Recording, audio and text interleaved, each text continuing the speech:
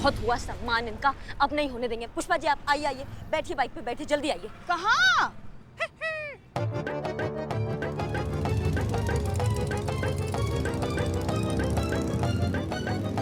क्या हुआ? नहीं कहाँ चलने के लिए कह रही हैं आप?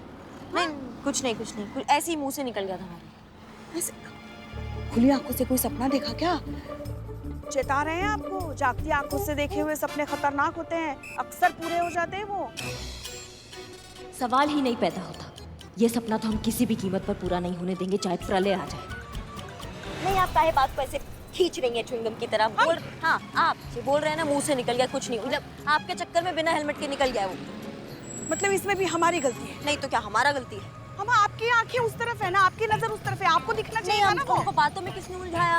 आपने, तो आपका गलती हम हुआ। थोड़ी ना बातें कर रहे हैं आपसे, आप ही तो आप। अरे ये तो वापस आ रहा है, अब इसको नहीं छोड़ेंगे, इसको नहीं जाने देंगे आप।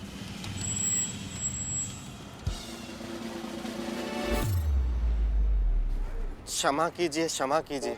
देखिए मानसिक तनाव में थे, इसलिए बिना हेलमेट के गाड़ी चला रहे थे, ध्यान ही नहीं गया।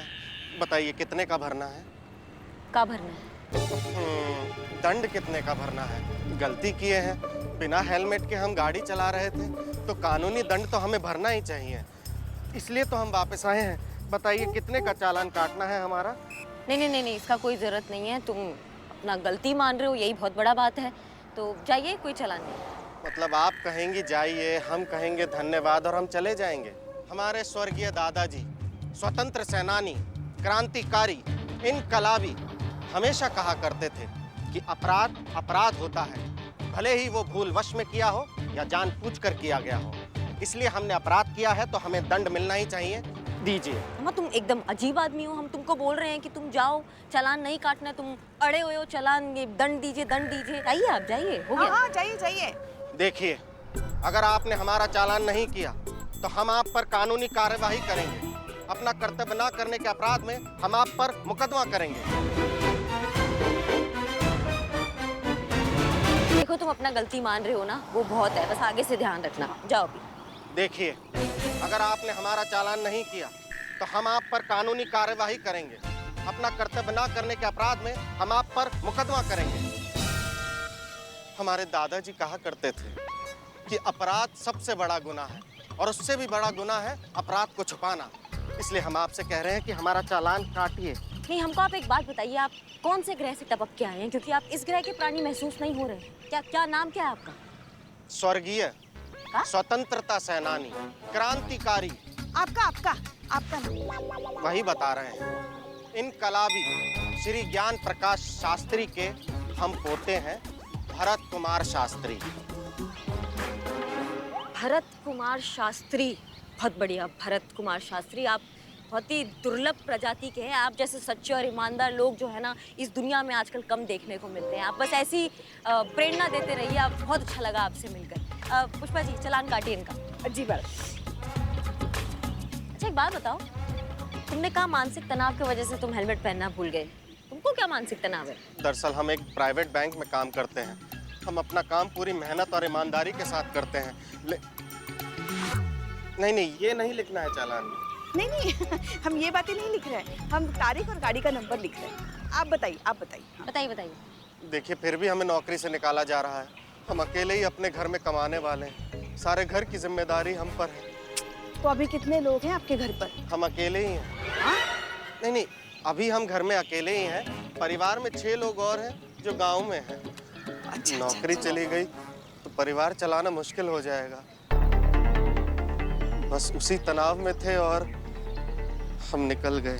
तुम्हारा जैसे ईमानदार सच्चे इंसान को नौकरी से कोई काहे निकालेगा? हम नौकरी के लायक नहीं हैं। तुम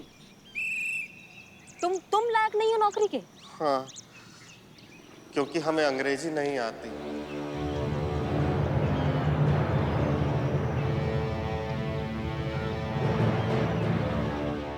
अम्मा क्या बिल्कुल ही लपड़गंजू है क्या तुम्हारा मैनेजर? तुमको अंग्रेजी नहीं आता, इस चक्कर में तुम्हें नौकरी से निकाल रहा है? मतलब अंग्रेजी नहीं आता तो सारा हुनर, सारा टैलेंट, सारी योग्यता वो सब कूड़े में गई। कूड़ा ना तुम्हारे मैनेजर के दिमाग में भरा हुआ है, पता तुमको? बिल्कुल सही कहा। ये कचरा तो सभी जगह भरा पड़ा है। हर एक को अपने यहाँ सिर्फ अंग्रेजी बोलने वाला ही चाहिए। मतलब हवाई अड्डा हो, दुकानें हो, मॉल हो, ऑफिस हो, सभी जगह यही हाल है। जिसकी जितनी अंग्रेजी है अच्छी, बस वो उतना ही काबिल। एकदम सही बात बोली है पुष्पा जी आप। हाँ, एकदम 100% सही। हम पूरा सहमति रखते हैं आपसे।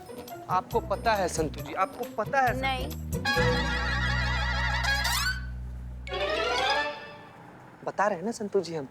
पता है संतु जी, आजकल के जमाना में अगर कोई लड़का किसी लड़की के पास जाए और हिंदी में बोल देना कि हम तुमसे बहुत ज्यादा प्यार करते हैं, तो ना लड़की ऐसा मुंह बना लेती है ना जैसे कि लड़का उससे चंदा मांग लिया हो। लेकिन अगर यही बात लड़का उससे इंग्लिश में बोल देना तो लड़की इतना खुश हो जाती है, इतना इठलाना शुरू कर देती है ना जैसे कि वॉशिंग मशीन में लॉटरी निकल गया हो। पहले अंग्रेजों का राज था, अब अंग्रेजी का राज है ना। पुष्पा जी बिल्कुल सही बोल रहे हैं। इस बार गाँव गए थे ना तो सारा हिंदी मीडियम स्कूल बंद हो गए, खाली इंग्लिश मीडियम स्कूल चालू है। हमारे बाबूजी का बीमारी तक ना डॉक्टर हिंदी में नहीं बता रहा था, इंग्लिश में बोल रहा था कि बोलो। गैस्ट्रो पेस्ट्रो कुछ तो हुआ है उनको। हमारे बाबूजी को कुल मिला जुला के हुआ खाली जुलाब ही। मतलब तुम्हारे बाबूजी 1 महीने तक? हाँ। तुम चिंता कर रहे हो कि मजाक उड़ा रहे हो यार? हम तो चिंता ही कर रहे हैं, लेकिन चिंता भाई बिल्कुल सही बात बोल रहे हैं। अरे हटो, तुम्हारी तो यार जॉब जा रही है, हमारा धंधा इस वजह से बचे हुए हैं। अब देखो हमारी दुकान में कोई आता है, अगर रेट हम उसको हिंदी में बता देते हैं तो ऐसे देखता है कैंची दिखा के लूट रहे हैं हम। वो तो अंग्रेजी सैलून में जाओ ना, अंग्रेजी में जब पैसे मांगते हैं सब तो लोग रिक्शे का भाड़ा तक देके चले जाते हैं और हमसे डिस्काउंट मांगते हैं। मतलब भाई ये क्या चल रहा है? वैसे बात तो सही है, जिसे अंग्रेजी नहीं आती उसकी कोई पूछ नहीं। पूछ ये पूछ। देखिए केकड़ात, अरे क्या पूछ नहीं, फिर पूछ, इम्पोर्टेंस, पूछ। अच्छा पूछ। जहाँ इंसान की पहचान, उसकी योग्यता, उसका महत्व सिर्फ एक भाषा पर निर्भर हो, वहाँ कैसे कोई काबिल इंसान अपनी काबिलियत सिद्ध करे? पॉसिबल ही नहीं है, ये तो हो ही नहीं सकता। वही तो, मतलब जिसे अंग्रेजी भाषा नहीं आती वो किसी लायक नहीं। Woman has been defenestrated. हंस क्या रहे हो बे? कुछ गलत बोले क्या? अरे स्टूपिड, वो डिफेनेस्ट्रेटेड नहीं, डिफेनेस्ट्रेटेड होता है, मतलब विंडो से बाहर फेंकना। क्या होगा तुम्हारा करिश्मा सिंह? बकवास, सब बकवास है ये। कोई फर्क नहीं पड़ता अंग्रेजी आने या ना आने से। हम बता रहे हैं तुमको, सबसे ज्यादा जरूरी होता ना इंसान का आत्मविश्वास और उसकी योग्यता, जो किसी की मोहताज नहीं होती। हमको भी बहुत बोला जाता था, तुम तो कुछ नहीं कर पाओगी जिंदगी में, तुम कभी आगे नहीं बढ़ पाओगी जिंदगी में। देखो हम कहाँ खड़े हैं तुम सबके सामने आज। सुना होता ना हमने उनका बकवास बात, तो हम किसी के घर पे बर्तन घिस रहे होते अभी, लेकिन नहीं सुना हमने और तुमको भी नहीं सुनने देंगे। समझ रहे हो तुम? तुम्हारा नौकरी ना हम तुमको वापस दिलाएंगे, ये हमारा वादा है और पूरा शहर जानता है कि करिश्मा सिंह अपने वादा का कितना पक्की। तुम चलो हमारे साथ। इनकलाब जिंदाबाद। चलो आते हैं।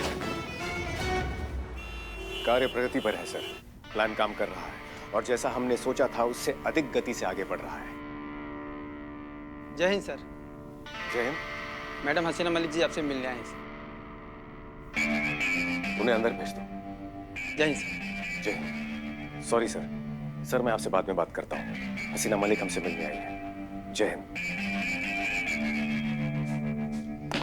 जय हिंद सर। जय हिंद हसीना मलिक। बताइए, हम बहुत उत्सुक हैं ये जानने के लिए कि ऐसा कौन सा व्यक्तिगत कार्य है जिसके लिए आपने स्वयं यहाँ आने का कष्ट किया है। हम आपको कुछ देना चाहते हैं। पर उस दिन तो आपने हमें आपका दिल दे दिया था ना, तो अब क्या देना है? हाँ? गुब्बारा। ओह, हम मजाक कर रहे थे। ये आपके। धन्यवाद। आई होप आपको पसंद आए। जय हिंद सर। जय हिंद।